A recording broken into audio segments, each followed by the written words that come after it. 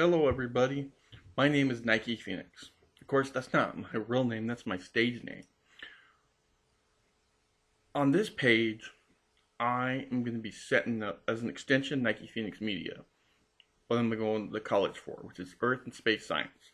My specialty is astrophysics, and I also am very interested in what they call sacred geometry, which is originally all this geometry you see on buildings that people don't know about. I mean, it's getting a resurgence now because people see, hey, wait a minute, there's something different. The most common and famous example of it, sacred geometry, is called the flower of life. The most famous one is a ball under a lion in the Forbidden City in China that looks like a flower, a ball of flower. And that's a common symbol that's known in sacred geometry as the flower of life. The flower of life starts out with two circles intertwined together, which forms the Vesica Piscis.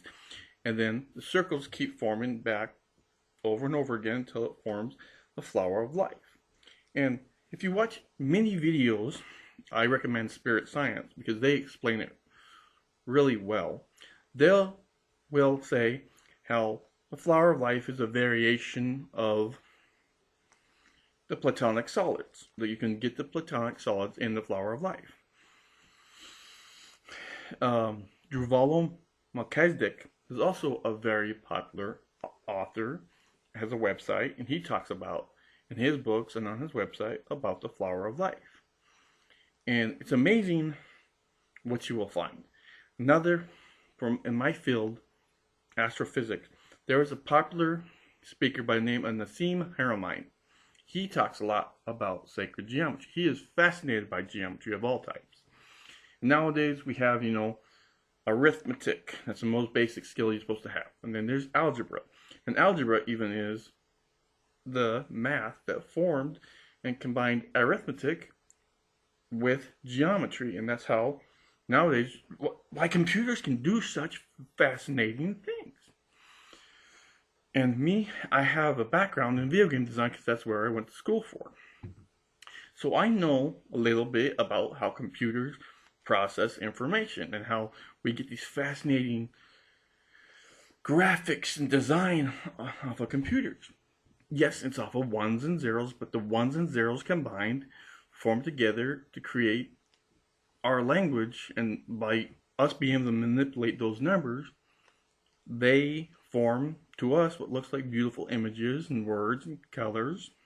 And it's just going to get exponential from here because computers are getting smaller and cheaper nowadays with iPads and our phones. The phones are getting smaller, microchip, nanotechnology, biotechnology, all this. Now that I'm going to college and I see the more wonderful technologies that they have out here, it's amazing. And even the field of astronomy, because my field is going to be specialty of astrophysics, even the field of astronomy is getting a lot greater. People think, oh, computers there and the government here. Well, astronomy, after I've been taking a lot of astronomy classes, is the basis of how we get all this cool technology nowadays. And astronomy didn't start like modern. Astronomy has been around from ancient times, like Pythagoreans from ancient Greece, and even before them, the Sumerians. And, the famous structure of Stonehenge, the Druids, a lot of people used what they call archaeoastronomy. For us, it's archaeoastronomy. Back then, it was their astronomy, to form the seasons and to view stuff. Like these obelisks are basically what they used for sundials. Before we had clocks, we had sundials. I know this is going to weird a lot of people out, but since I'm making this video also because back in 1917, they proved that the theory of relativity that Einstein came up with was proved correct by a solar eclipse. Well, this year we have a solar eclipse. It's happening in August. And it's also the 100th anniversary of Albert Einstein's theory of relativity being proven correct. And nowadays, it's just fascinating. So if you want to get into this field, there's many other scientists. Albert Einstein's not the only one. The scientists like he said, and Sir Isaac Newton said, on the shoulders of giants. Johannes Kepler, many scientists. You just look them up. And although a lot of people don't like Wikipedia because it's like, oh, someone else edits it and there's no guarantee that it's correct. Well, Wikipedia has a strict code that they will take down information that's not cited correctly. So, yes, you can do modern day books, encyclopedias. Oh, and for everybody's information, the start of the information revolution has been going on for a really long time. The information revolution was not started by computers. The information revolution was started by the printing press, which started forming books, and the most popular book back in the day was the Bible. And for me, I am really spiritual. That's what led me to spirit science. And I'm also a scientist too. A lot of people don't like to mix science with spirituality. Even after taking the astronomy classes and all science classes, the first hallmark of science is everything that you use scientific research has observed has to be explained by a natural cause, not a supernatural cause. Oh, God's a supernatural cause, and all other stuff. Well, I'm going to extend this to many other videos because I want to talk for a long time, but because I'm trying to limit it to a 30-minute video, I will only talk for 30 minutes. Well, let you know the gist of what this is. I have decided to take this Sacred Geometry and Astrophysics, and I call it Sacred Astrophysics. And it's an exploration. That's why I have another website. It's on Facebook called Sacred Geometry Exploration. It's an exploration. I understand. I can't call it science because science has to be proven and explained by a natural cause. So it's me doing an exploration. Well, in my exploration, I believe that I might be incorrect. Hopefully I'm proven right in the future, but I might be proven wrong. Who knows? And that's the greatest thing about science. You want to be proven wrong because that's the only way that continued exploration of everything can keep going on, is to be proven wrong and have others keep searching until the correct or most correct answer is found. Well, in my exploration, I believe that science and spirituality, a religion, which spirituality eventually leads to a lot of religions, are one and the same, basically the same thing being explained in different ways, just like different religions explain the same thing in different ways. Everybody sees the world in different ways. It's like theory of relativity. The theory of relativity states that we all live in a four-dimensional world. Yet, the reason we argue a lot about reality is because we all live on individual three-dimensional. The three dimensions for us are past, present, and future. Well, Einstein said the reason we're in four dimensions is because we live in what they call space-time, the space-time continuum. Well, back in the olden days, like Sir Isaac Newton and everything, when they started discovering gravity and everything, they thought that space and time were separate concepts. They're not. Space and time are together. The reason we have time is a measurement of how much space goes by. And Einstein says gravity is the warped of the curved space. Curved space was what causes gravity.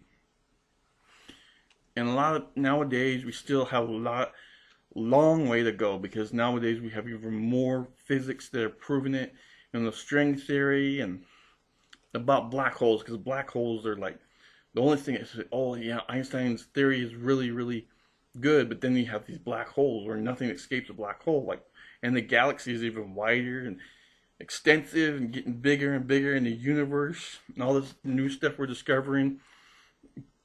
And for me, my fascination is aliens. Yes, there's a possibility. They don't exist at all, but we're fascinated by them because we don't like to be by ourselves. Why are we the only conscious, intelligent creatures on the planet Earth? Like, why are we here? And that's what forms the basis for all our fascination. Why are we here?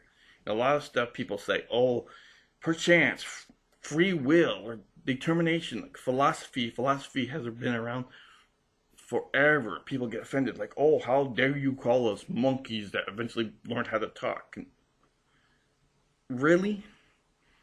If we're smart and we're intelligent and we can talk, who cares? It's the fact that we have a consciousness. We can talk. Big deal. You know, I understand there's an underlying curve. Someone will get offended by something. And I'm not going to talk politics, because politics is, everybody's going to, whatever country you're part of, something's going to happen. Well, for every discussion in the future videos, I will exclude politics. If I do talk about politics, it's because science has to combine with it to, you know, funding. You know, science can't happen without funding, whether non-profit or profit. Science has to happen. Oh, and the one program I recommend, if you have cable, now everybody does practically, and the internet, you know, you have the Science Channel and the History Channel. You know, even though people don't like the History Channel as much because, oh, they got this weird shows or whatever, well, they still produce the other content, but they put it more on the internet. Discovery Channel, same thing. They have weird stuff on cable, but they produce the other content and they put it on the internet. And YouTube, with YouTube nowadays, anything can be found on YouTube or any video on the internet. If you're curious about something, look it up. Look it up. But for those children out there, yes, curious, look it up. But have your parents' permission. You need guidance. Even us as adults, we need guidance for older adults. What the thing that led me on this path is called the hero's journey. Joseph Campbell's pattern, the monomyth, the hero's journey. I am my own personal hero. You are your own personal hero. Whether you have done bad stuff, people are mad at you, or you don't do bad stuff and you think you're a saint or whatever, you're your own personal hero. Well, I hope to continue on with your journey as a hero and my journey as a hero. In this guidance, I am becoming a teacher. And I'm also going to school. You know, I want to be a teacher, a science teacher. And any questions you have, don't be afraid to put them in comments or anything. Hopefully not bad ones, because, come on. But we'll see where this goes. I'm excited because this is what I want to do for the rest of my life. So, now that I've pretty much explained the concept of sacred geometry, or flower of life, and in the other videos I'll get into the other ones. We have, I guess, before I move on to astrophysics, I'll explain, sacred geometry. What's the difference between sacred geometry and like regular geometry, you know, trigonometry? Because trigonometry is basically the mathematics of triangles. Well, the only difference is, so far as I can see, is in regular geometry, Euclidean geometry, you actually have to know the curves and know the angles and the different shapes like circles, triangles, and everything. Well, sacred geometry goes more into it, like polygons and polyhedrons, and complicated, like another complicated shape we'll learn about, that I'm learning about, it's called the tetragrammaton, which basically is like, I'm not supposed to say it, but Yahweh, God, I am that I am. These shapes, and even like a tetrahedron, that's what just sacred geometry is. But even though sacred geometry does go with those other objects, for the reason that they concentrate on, like the flower of life, is because that's the thing they said that is described according to the words, in the beginning God created the heaven and the earth, and then other ones and so on, is they say that's formed, the words that describe it, describe what's being formed, that eventually becomes the flower of life. And that's just to give you a gist. Sacred geometry. We'll explore more later on, depending on what feedback I get. Now on to the real field that's not as esoteric as sacred geometry, but actually has an implication in the real world science, even more than computers, the computer revolution, which has formed this information revolution, which is basically now the computer revolution, which will form us into what they call the robotic revolution, which Nova just did a program called the Origami Revolution, but the Origami Revolution is basically a formation of the robotic revolution. And even origami would fall into like sacred geometry or geometry design. And the only reason they call it sacred geometry is not because it's secret, even though that sacred is no secret. It's called sacred geometry because that's the geometry that they used way back when the religions and all these spiritual leaders and people started using them. Even philosophers were like, Plato was like the Platonic solids, and they were fascinated. That's why they became fascinated by mathematics, the Pythagoreans, because of all these numbers and ratios. So if you look at it, everything is connected and it fits together. Well, that brings me on to astrophysics. Astrophysics is a complicated thing because when people hear the word, instantly their brain goes complicated. Oh, I don't want to know anything about it. Complicated. Well, all astrophysics is okay. Let's talk about physics first. Physics is the understanding of how natural laws work, like how gravity works and how like force equals mass times acceleration and everything, and that kind of stuff. Well, astrophysics basically goes more into how this physics, these natural laws, fit into the whole universe, not just on planet Earth, but the whole universe. Like, how does stuff change? The physics change when you go out into the rest of the universe. Well, what we have to do as astrophysicists is we also have to look at atoms, molecules, and chemicals, because the primary source of everything, not just here on Earth, but in the universe, is atoms. But atoms obey the new theory that's been around that Einstein didn't like, but has so far proven about how our world works, is quantum theory. Like randomness, probability. And it's mostly have to do with electrons. And the electrons are what discovered gravity. Oh, gravity's not some mysterious force. Gravity is actually electromagnetism. That's why things on Earth fall the way they do, because the Earth is a giant magnet. I mean, I'm pretty simplifying it too much. It probably a little bit more into that. But if you look at it, the Earth is a giant magnet.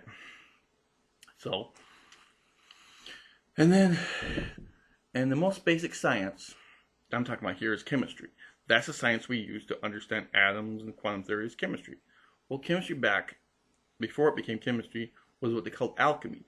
And alchemy would explain everything, whether not just how to turn lead into gold. Everybody sees alchemy, how to turn lead into gold. Well, alchemy also has to do with what they call spiritual alchemy, how to turn yourself, like a lot of people who were Jesus, Buddha. Even think of any religious leader or religious figure. They want to be enlightened. Well, that's what you're doing. You're taking yourself and you're enlightening yourself from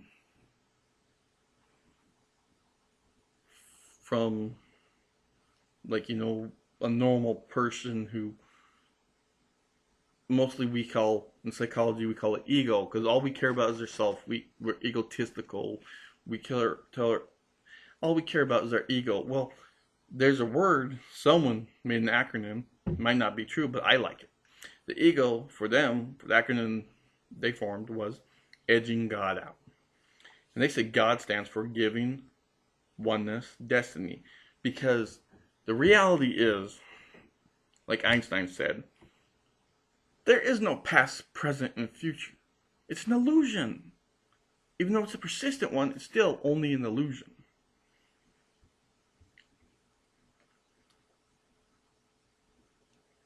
And just like how past, present, future is an illusion, us being separate from each other is an illusion too.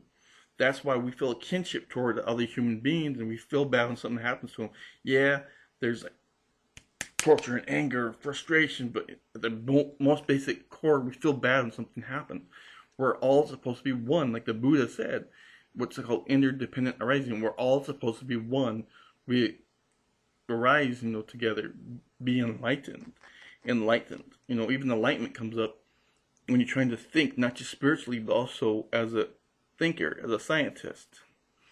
as someone that, an artist, Leonardo da Vinci said, art, learn everything is connected by looking at art and science. Art and science are the same. Science and art, they're all the same. It's all connected.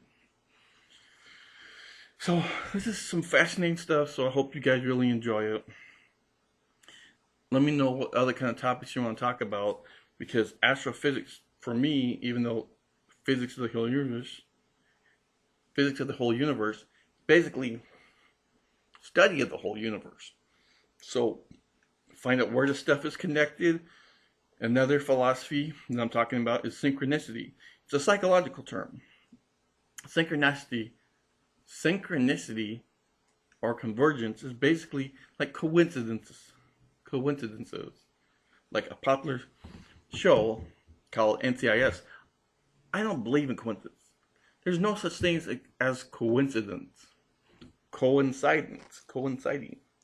Well, this is happening all over, whether you believe in it or not. You can't deny it.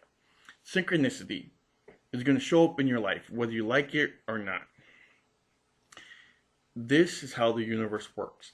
And as time goes by, we will see how this will just be, oh, psychology, this. It will become the science of synchronicity, because this is what we are going to understand, how symbols work, and that everything actually is connected, and we'll start seeing how we're supposed to form our lives rather than going to psychologists. And even though that's good, if you need that, that's good for your help, but we will see how to help ourselves more rather than being, oh, I'm so lost, I don't know what to do, I'm not smart. You know, your thoughts create your world. So since this video is about to end, let me end it on that note. Have good thoughts. Have a good attitude. You know, we all struggle from time to time. I struggle. You know, I'm working on it.